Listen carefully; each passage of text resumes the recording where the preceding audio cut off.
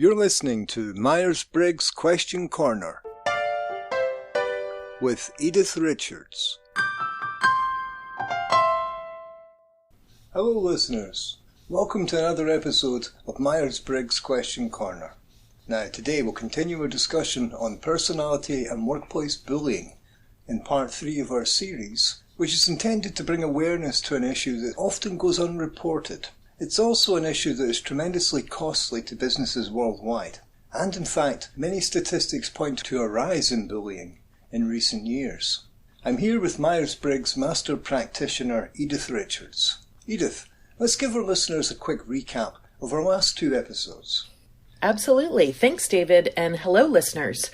We're really glad you're here tuning in to this very important topic. These are discussions that need to be had, so if you find this episode useful, please do share this content. I can't stress this enough. The more people are aware of how their behavior impacts others, the better we'll all be able to tackle this issue of workplace bullying. So with that, a quick recap of our last 2 episodes. In part 1, which we aired 2 weeks ago, we gave a high-level overview of workplace bullying, and we aimed to set the record straight on bullying behaviors versus just being angry or rude or hurting someone's feelings. Bullying is intentional and pervasive cruelty towards a person or persons. Personality isn't necessarily an indicator of one's tendency to bully. Workplace culture is far more predictive. And because as adults, our personality traits and our behaviors are already formed by the time we enter the workplace, people are going to have certain behaviors in place that have been rewarded and have allowed people to climb the corporate ladder, so to speak. Adult bullying is harder to recognize than childhood bullying, and rather than physical, it's often verbal in nature. And I want to be very clear here. Any Myers-Briggs personality type can be a bully. Yes, as you said, Edythe, personality and behaviour are 2 different things, and bullying is a behaviour or a set of behaviours. Now, we also talked about the importance of organisations having clear policies in place and communicating them in a way everybody can hear. Edythe, can you talk a little bit more about this? Right. It's up to every organization to emphatically state that bullying won't be tolerated. But it's not enough to just have a policy. The policy has to be communicated and enforced. It does no good to have these measures in place if the behavior continues. And this starts from the top of the organization. The CEO or the president demonstrates what's acceptable behavior and what isn't, not just through words, but through actions. Good point there, Edythe. The higher a person is in an organisation, the more their behaviour is going to set the tone for what's acceptable for everyone. It does, and bullying is tremendously costly to an organization in terms of lost productivity, which ultimately leads to lost revenue. And worse, if left unchecked, it can open up an organization to a lawsuit. So I can't stress this enough, how important it is for organizations to get a handle on this issue. Point taken.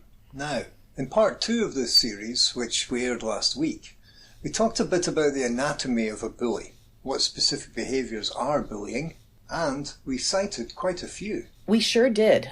Bullying comes in many forms, and it's not always screaming at someone or demeaning them. It could be gossiping or excluding someone deliberately or not providing them the information or exposure they need to do their jobs or undermining them, and also pranks that go too far.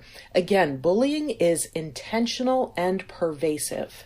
And not limited to ESTJ or ENTJ personality types. You gave some good examples of how other personality types might bully, and that just brought the point home that anyone can be a bully, and for reasons that have nothing to do with personality. Right. People who bully are almost always insecure in some way and are looking to gain a feeling of power or control over the victim or victims. Adult bullies want to feel like they are important, and they do this by bringing other people down. And as adults, it's shameful when people experience bullying, and a lot of the time victims will try to understand why they're being targeted, and they may blame themselves and do whatever it takes to avoid being the victims. And that's where we want to focus today, the victims of bullying. Who are these people, and what can they do, if anything, to mitigate the bullies? And because our podcast focuses on the Myers-Briggs Type Indicator, we're going to speak from a personality standpoint here, but also note that according to the Workplace Bullying Institute, workplace culture is far more of an indicator of bullying than an individual's personality. And that brings us to the victims of adult bullying. Who are the victims, Edythe? So before I get into that, let me just make one important point here. It's no use trying to understand the adult bully or trying to compromise with them. They're adults and their behavior patterns are set. As a victim, what you can do is to document the bullying behavior and report it. Definitely seek out the appropriate legal resources if it comes to that, and emotional support through counseling as well. And if you're a witness to bullying, by all means document it. Doing nothing just perpetuates the behavior. Duly noted. Now, it's worth citing www.workplacebullying.org, a website to keep in mind for resources. Thanks for that, David. So let's move on to the behaviors of the victims. Victims of bullying are people the bully perceives as a threat or people they dislike for whatever reason. The more well-liked and competent a person is, sadly, the more likely they may be bullied. On the other hand, some victims are just different in appearance or personality or skills than the rest of the group, and these folks may also be targets. For example, if a new employee doesn't conform to the office culture or doesn't join a clique or a group, they may become targets. Victims may also suffer from low self-esteem or other feelings that push the bully to project their own insecurities. And sometimes bullying behaviors are so subtle that the target questions whether or not it's really bullying. It can become like a mind game rather than an outright incident. It almost sounds like anyone can be a victim. Yes, it's true. The targets are often honest, ethical people who are non-confrontational and often very well liked, even more well liked than the bully him or herself. Perhaps therein lies the problem. Exactly. The targets are often in a lower level position and they may not have the power to defend themselves. They may fear losing their job if they report the abuse or fear backlash from the bully him or herself or the cronies of the bully. The targets may also feel like nothing is going to change if they say anything, so they may dismiss or try to justify the bully's behavior. Meanwhile, the victims experience lost productivity due to anxiety and fear, increased absences due to health problems associated with the bullying, and that can lead to disengagement and turnover and then lost revenue, and these are all the things that are costly to an organization. So it really does benefit an organization to address this issue. Now, Edythe, there's one thing you pointed out that I'm a bit stuck on, and that's this issue of being the outsider. I mean outside of the dominant social group. We've talked before about certain Myers-Briggs types not playing politics very well, and the fact is, if you refuse to play these games, you're most likely not going to, 1, get equal opportunities for exposure and raises and promotions, and 2, it almost sounds like people who aren't natural at this or think of playing politics as sucking up to the people in charge while they rely on their technical ability, for example. It just sounds like they're opening themselves up to being victims of bullying. Do you think that could be the case? So let me answer that this way. There are people who do absolutely rely on their technical skills, often at the expense of those workplace relationships that you're talking about, David. We want to believe that we live in a democracy where everyone is treated fairly and equally, but we all know that unconscious biases permeate the workplace. Now, I'm not saying that that's a cause for bullying. What I am saying is that the more people distance themselves from relationships at work and refuse to engage with others, the more difficulties they're going to have. And to add to that, being ostracized seems to be a huge factor here. It sounds like these victims find themselves on the outside of social groups, and that can lead to being undermined and even publicly humiliated. It's a huge factor, David, because let's face it, we can't do our jobs effectively without the support of others on some level. But I get where you're going here, and I get how unfair it is. There are some people who just don't want to play politics or have relationships with their coworkers. They want to focus on work and leave the drama at home. I get it. And then there are other people who may be very well liked by everyone and have good social skills, and they still find themselves the victim of bullying. So I guess what I'm saying here is that there's not any one-size-fits-all approach here. Bullies and their victims come in all shapes and sizes. Absolutely true, Edythe. And I do get that any of the 16 Myers-Briggs personality types can be victims of bullying for a lot of different reasons. But are there certain types who may be more prone to it? So types who are both introverted and feeling are cited to be the most vulnerable according to the blog Personality Type in the Workplace. And I'm going to agree with this. Introverted types are typically quieter than extroverted types, and they may be perceived as being more passive and therefore perceived to be easily manipulated or controlled. Introverted types also have a slower response time, and they may need longer to process what just happened before reacting to it. They also may not be as active to join social circles at work, and as a result, they may be thought to be standoffish or even weird in some cases. Now, as we know from our previous podcasts, this isn't necessarily true at all. Introverted types are wired the way that they are, and they're at their best when they're in their own worlds or interacting with a very small group of people. They get drained by large crowds and being forced to reveal personal information before they're ready or to speak on the spot.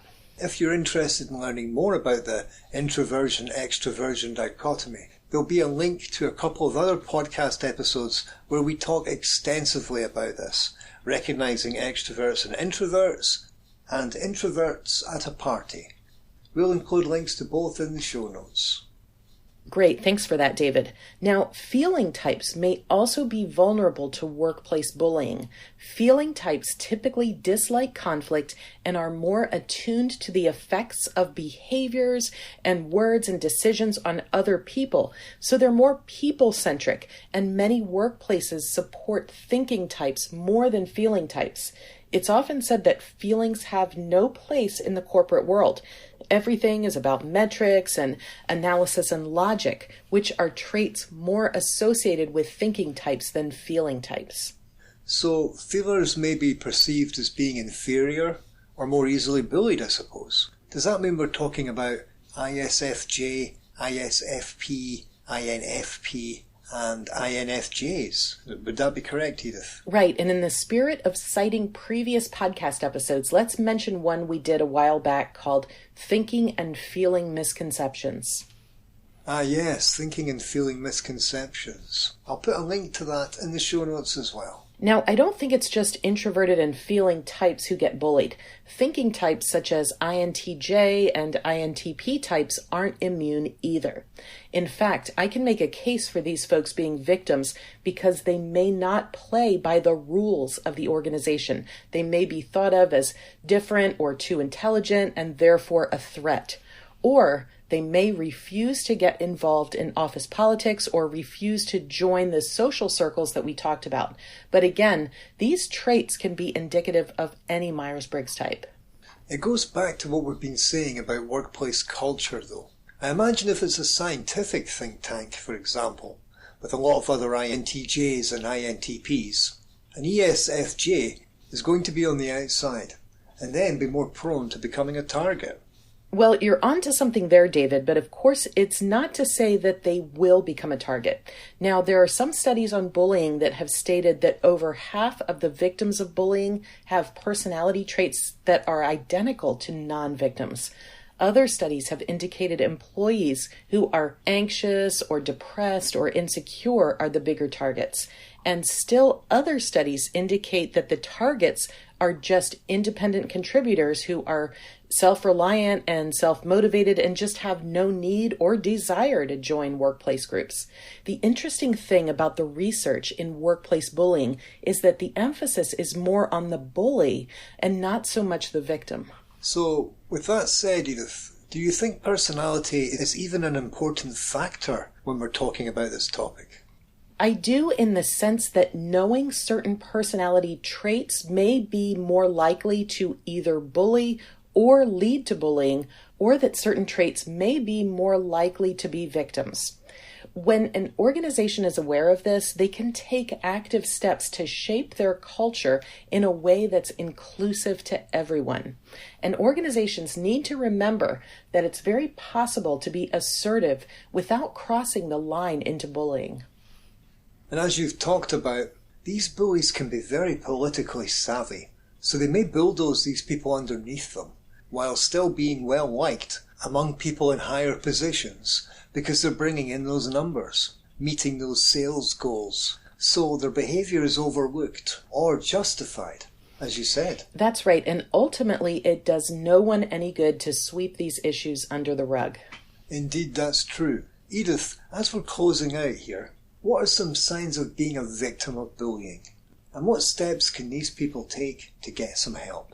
So here are some early warning signs that you're a target. You may be left out of conversations or notice that people are ignoring you for no reason. You may be asked to do tasks that aren't part of your typical job duties, and you may not receive training or information on how to do them.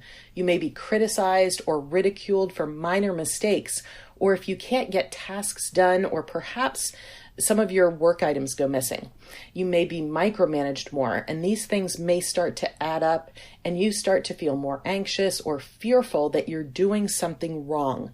This worry becomes dread, and it affects your life outside of work. You feel a sense of powerlessness, and you're in a constant state of defensiveness. You have your guard up all the time, waiting for something bad to happen. You go out of your way to avoid certain people, and you get nervous if you're forced to interact with them. You eventually start to dread going to work, and you become disengaged, and you start doubting yourself, and your health may be affected.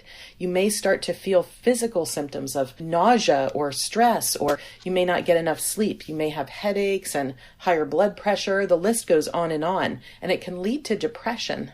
Oh wow, that's awful. To have to put up with that every day, no end in sight, I can't imagine. And Edythe, I think it's important to mention this here to our listeners. Bullying is not your fault. You are not to blame. Yes, David, and I can't stress that enough. If you are the victim of bullying, it's absolutely not your fault. It's all about the bully's insecurities and power and control. It says more about them than you. And there are things you can do to put a stop to the bullying. First, document it in writing. Keep track of the day, the time, the location, and what happened, and if there were any witnesses. Make sure you keep any threatening emails or other evidence, and then report it.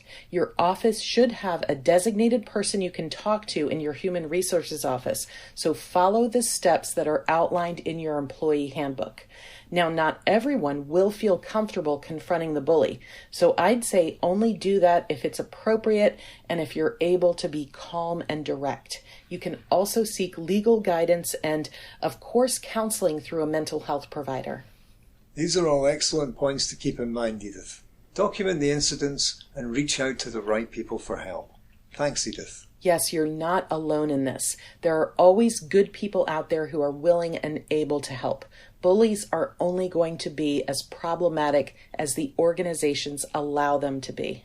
Edythe, many thanks for your insight on this topic. Let's hope it raises some awareness to an issue that continues to be underreported and yet can be a truly devastating experience for its victims. A few important points to mention here. According to the Workplace Bullying Institute, bullying is 4 times more common than sexual harassment or race discrimination, yet it is not illegal in most workplaces. Therefore, awareness is crucial in combating this issue. To our listeners, thank you for tuning in. If you enjoyed the episode, please do us a favour and give us a share. And better yet, give us a like on Facebook, or follow Edythe on LinkedIn, and subscribe to us on your favourite podcast platform. We continue to remain ad-free, but we can only continue doing that with your help. Tune in next week for another episode of Myers-Briggs Question Corner. Thanks for listening to this episode. If you'd like to hear more, or you'd like to submit a question yourself, then you can find us at www.atopcareer.com. Until next time. MBTI and Myers-Briggs are registered trademarks of the MBTI Trust.